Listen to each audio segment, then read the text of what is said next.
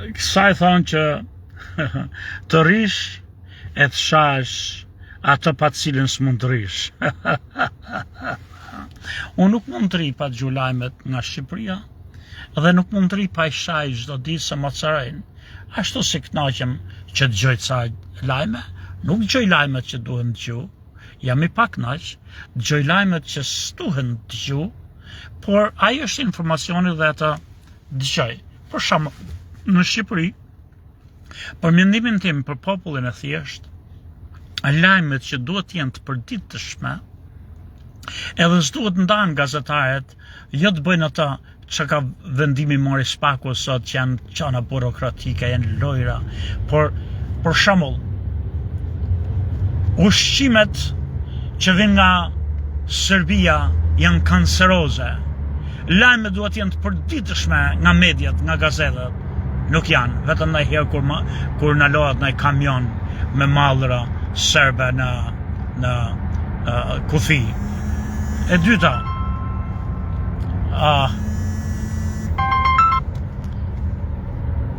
do ta mbyll shpejt se po më bëjnë telefon nga puna. E dyta, për shembull, një lajm jashtëzakonisht i rëndësishëm që duhet të thënë për ditë është se në Shqipëri shiten ilaçet skadume, i blejnë jashtë shtetit, edhe i paketojnë me paka të reja, ndrojnë atë datën e skadimit, shiten ilaçet skadume, i smumi, ndaj ilaçet njallët, dhe japin helmet të tjera, duke i marrë dhe pare që po i shërojnë, i shesin ilaçet e skadume. Këta nuk janë lajme që dëgjojnë shqiptare që duhet dëgjojnë çdo ditë. Për shembull, Ministria e Bujqësisë e Leshit nuk merr studime, ata s'po bëjnë një punë të madhe, po të studiojnë ç'a janë miell në lushnje, ç'a është miell në milat, që ta t'i tregoj fshatarit mëngjes ata punonjësit e Ministrisë Bujqësisë që hey, ti këshillojnë të kenë konsulata këshillimi që ju mos millni këtë lloj zarzavate, sepse e kanë miell me shumicën muzike, ju konkurrojnë fjallavje. Edhe të muzikeve me shku dhe me i konsultu pare se të argjen kohën. Ore, ju po millni patate. Patatet ju do t'ju kushtoj kaq juve. Shteti nuk ka mundësi t'ju subvenojë të suportojë, t'jap diferencën, për arsye se Greqia i prodhon shumë lirë, edhe ne nuk mund të ndalojmë mallrat greke dhe tregtarët, se nuk na lejon Evropa të ndalojmë, është konkurrenca e lirë. Edhe juve nuk kemi mundësi t'ju kompensojmë qofse millni produkte të gabuara. Këta nuk e bën për shembull ministria. Këta nuk janë lajme, se jemi një shtet bashkëbazukësh, se kemi mush ministrit me miqtë me shokët ata që na japin votët, edhe jo me ekspert. Por kjo nuk është e gjitha që më shkatron.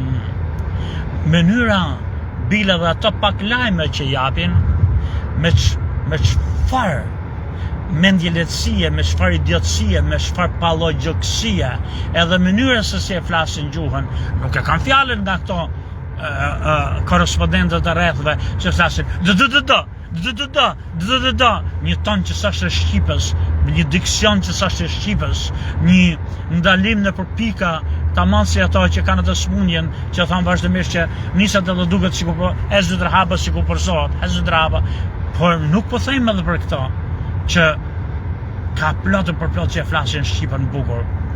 Unë flas thjesht edhe për materialet që janë, që të bëjnë të lemeritesh.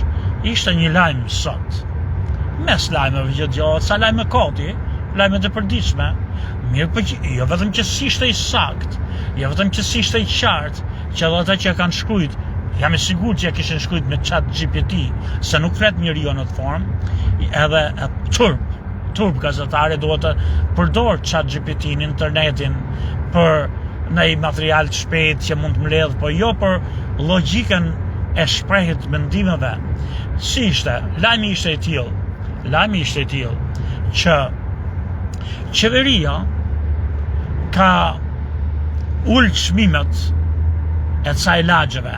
Se si ullën çmimet e ilaçeve që shiten në farmaci, një zot të di, nuk na e bën të qartë lajmi, se janë idiot, s'kan lidhje fare me terrenin, shkruajnë lajmet nga studio, ose rrugët pa u lidh me gjithmonë me jetën reale, edhe për më tepër ja japin internetit fshatit.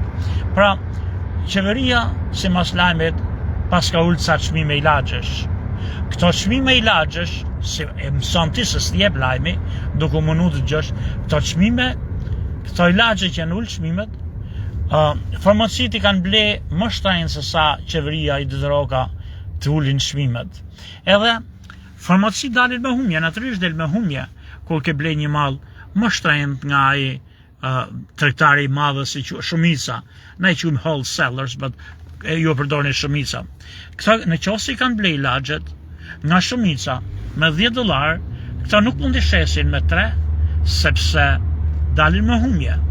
Po këta ndoshta edhe nuk mund I kthejnë mbrapsht dhe I shesin se s'ban. Biznisi e njeh humjen. Ato kanë dalë me fitim.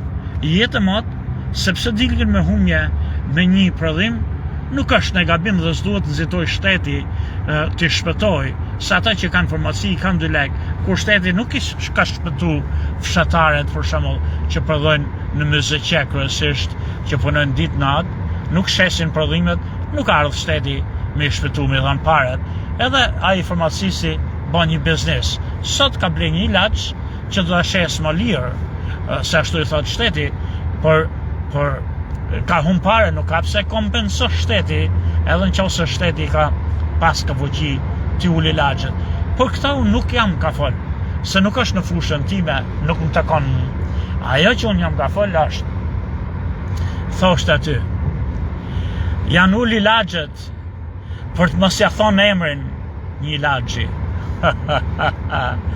Kjo është pattern, algoritëm idiot e ChatGPT-s që bëjnë lajme kështu kot në kot për idiotët që s'kan logjik, po kënaqen me fjalët e bukura, son shoh plot në botë, jo vetëm në Shqipëri, në gjithë botën, gazetar, shkrimtar, poet, që falni për shprehjen nxjerrin pordha nga bytha, po kujton se flasin fjalë të bukura, se I qenisin me fjalë si një non idiote që flet me përgdheli, më falni, s'ka non idiote, më falni, është të turpshëm, po si një tralala që ka të folmen me përgdheli, që ka të folmen për shembull gjuhë standarde, sa rrisht nga një familje që ka pas profesor fëmijë, por është një koqe nga trut.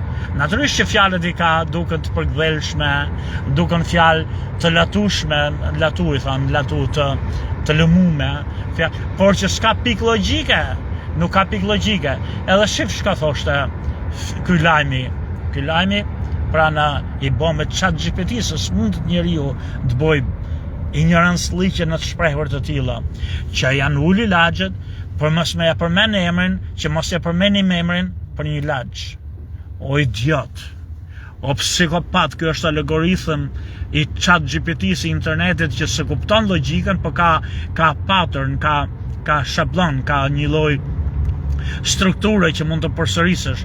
Për shembull, në qoftë se mendojmë ne që në parlament, fjala vje, një person e ka një fëmijë, një gocë, kurvë, që shkon në Dubai, nga këto kurvet e tona që shkojnë e shitën në Dubai, gjithë të femrat që shkojnë në Dubai, e që shkojnë për vendet arabike, po shkojnë po shitën atje, edhe nuk ka gjë më turpshme, kushdo që ka farefis të tillë, më vjen keq, ka qenë joti, fisi jot, po ti je sigurt mos jesh krenar me këto shurrat që shkojnë edhe shitën.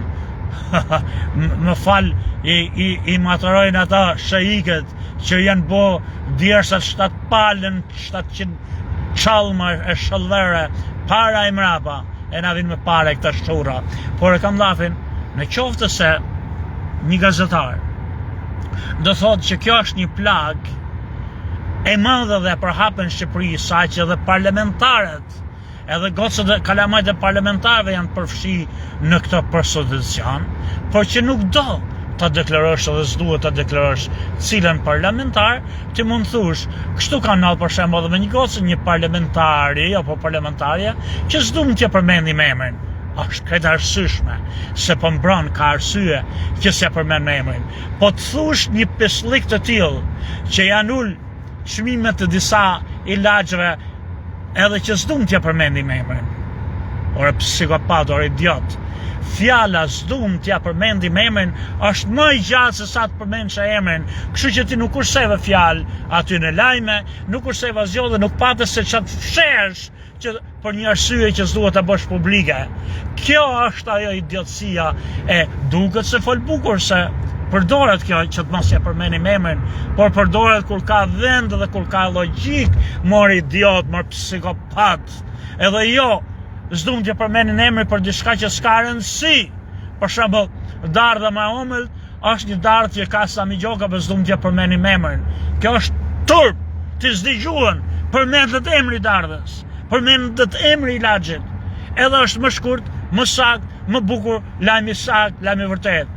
Por në qoftë se mendohet që një farmacist ka bon një pislik, edhe nuk është akoma shpall me faj nga ose dënun nga gjykata dhe do t'jem përshemën sa është i pa fajshëm deri kur dënohet, ti mund të thush një farmacist në Durrës ka shit i laxhës, mendohet ka shit i laxhës, s'ka dume që s'dum t'je pa e përmend emrin.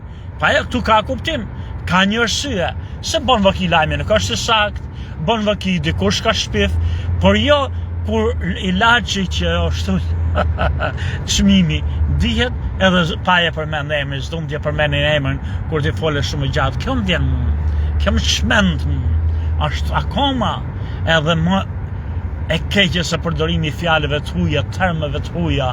Kjo e fol me krejt pa logjik. Çfarë po i mësojmë, çfarë gjuhë po i mësojmë brezave që arritën turp. Sami Gjoka ju përshëndet.